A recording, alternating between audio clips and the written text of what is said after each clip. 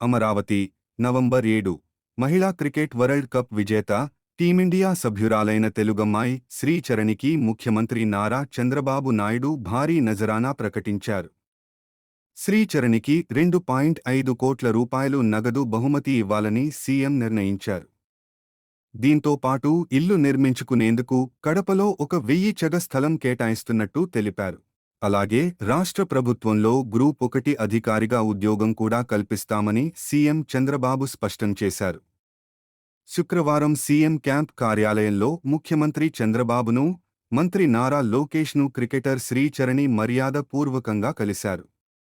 Women world cup గెలుచుకున్న ఆనంద క్షణాలను CM Chandrababu, మంత్రి లోకేష్తో శ్రీచరణి పంచుకున్నారు. తనకు మద్దతుగా నిలిచినందుకు కృతజ్ఞతలు తెలిపారు.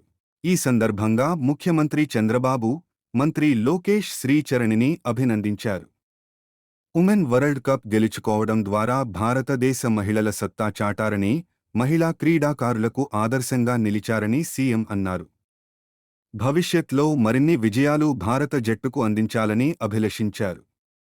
ఈ సందర్భంగా శ్రీచరణి మహిళా క్రికెటర్లు సంతకాలు చేసిన టీ-షర్ట్ను ముఖ్యమంత్రికి అందించారు. దానిని ఆప్యాయంగా స్వీకరించిన ముఖ్యమంత్రి శ్రీచరణి బృందం భవిష్యత్లో మరిన్ని విజయాలు సాధించాలని ఆకాంక్షించారు.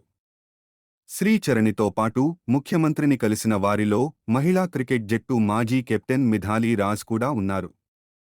అంతకుముందు గన్నవరం ఎయిర్పోర్టులో శ్రీచరణికి ఘన స్వాగతం పలికిన మంత్రులు Anitha, Savitha, Sandhyarani, Andhra cricket association president Kesineni Chinni, కార్యదర్శి సానా సతీష్, శాప్ చైర్మన్ అనిమిని రవినాయుడు.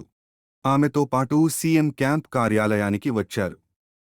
క్యాంపు కార్యాలయంలో మంత్రి నారా లోకేష్ శ్రీచరణికి స్వాగతం పలికారు.